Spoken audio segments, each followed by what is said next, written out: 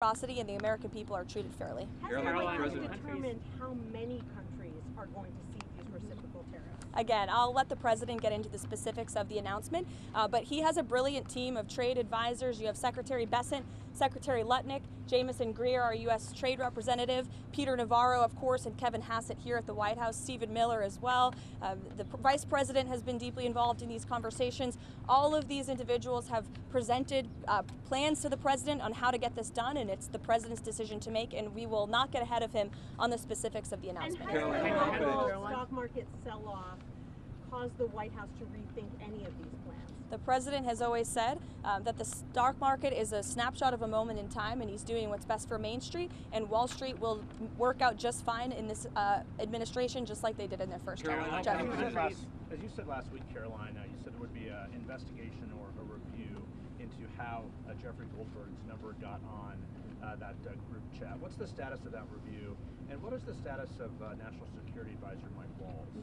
As the president has made it very clear, Mike Waltz continues to be an important part of his national security team, and this case has been closed here at the White House as far as we are concerned. There have been steps made to ensure that something like that can obviously never happen again, and we're moving forward, and the president and Mike Waltz and his entire national security team have been working together very well. If you look at how much safer the United States of America is because of the leadership of this team. On the tariffs, are there going to be sector-by-sector announcements this week at the event you're alluding to? Is it going to be focusing on sectors or more country-based tariffs? The goal of Wednesday are country-based tariffs, but certainly sectoral tariffs. The president has said he's committed to implementing them, and I'll leave it to him on when he makes that decision and that announcement. Caroline, does President Trump still plan to talk to President Putin this week, and if so, when? I don't have a readout for you on that call, but as always, we'll provide a readout. Usually the president likes to let you guys know first, especially for big calls like that. Steve? Any exemptions for farmers being considered for these tariffs? No exemptions at this time.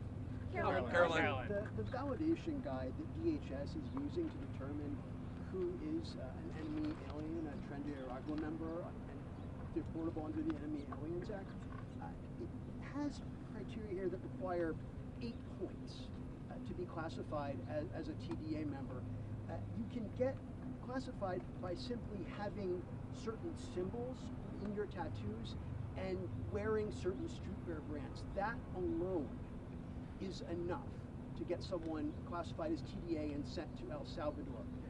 That's not true, actually, Andrew. According to this document, it is. No, according to the Department of Homeland Security and the agents, have you talked to the agents who have been putting their lives on the line to detain these foreign terrorists who have been terrorizing our communities?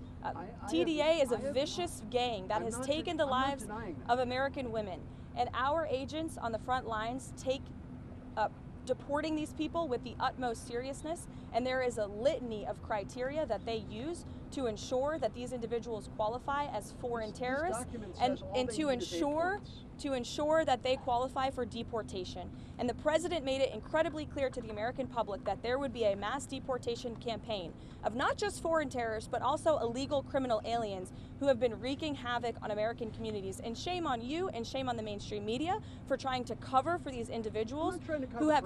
This is a vicious gang, Andrew. This is a vicious gang that has taken the lives of American women. The government filed in court, which says all. And you said yourself there are 8 criteria on that document. They need 8 points. And you are questioning the credibility of these agents who are putting their life on the line to protect your life and the life of everybody in this group and everybody across the country.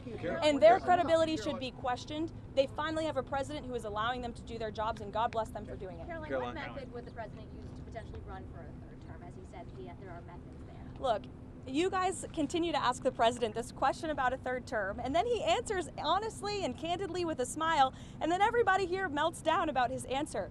The president talked about this last night on the plane. He said, it's not really something we're thinking about. He has 4 years. There's a lot of work to do. We've done a lot in these nearly first 100 days, and the American people love what this president is doing, particularly when it comes to efforts to secure the border. How confident is President Trump in that he can get a peace deal done in Ukraine? How confident is President Trump that he can get a peace deal done in Ukraine? Well, look, the president is working incredibly hard to get a peace deal done between Russia and Ukraine, and he has expressed his displeasure with comments that have been made by leaders of both sides of this conflict. He has expressed what he believes needs to take place in order to see this conflict come to an end. He continues to work very hard on it, and our teams continue to be engaged. Caroline, can countries that don't have tariffs on the US but may have other forms of non-tariff trade barriers, I'm thinking in my case of Australia, can they expect to be hit on in Wednesday's announcement, or can they expect to be left out and dealt with another time? Again, I'll let the president make the announcement on Wednesday, but I think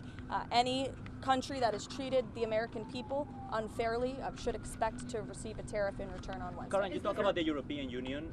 Is the president expected to impose those tariffs in blocks, or will he distinguish countries within those trading blocks? Again, I will let the president get into the specifics of the announcement. It's his announcement to make. It's going to be very exciting. We'll see you guys in the Rose Garden. And you will also hear directly from the president if you have any lingering questions. 5:30 this afternoon, or evening rather, although it's really afternoon for us. That's about midday for this president because he works all night. But he'll be signing an executive order. It will be the in-house pool in the Oval Office, and we'll see you all there. Thanks, guys. Thank you. Going to Saudi Arabia. Thank you, Caroline.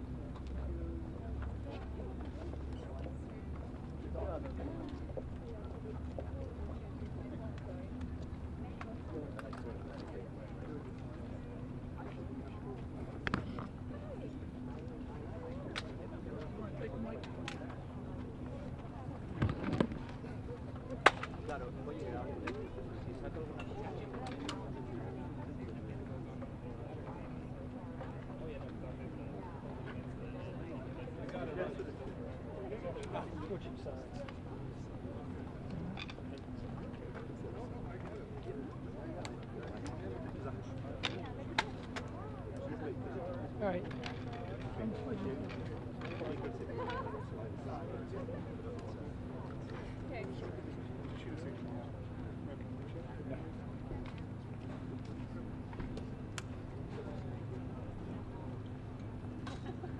Nothing's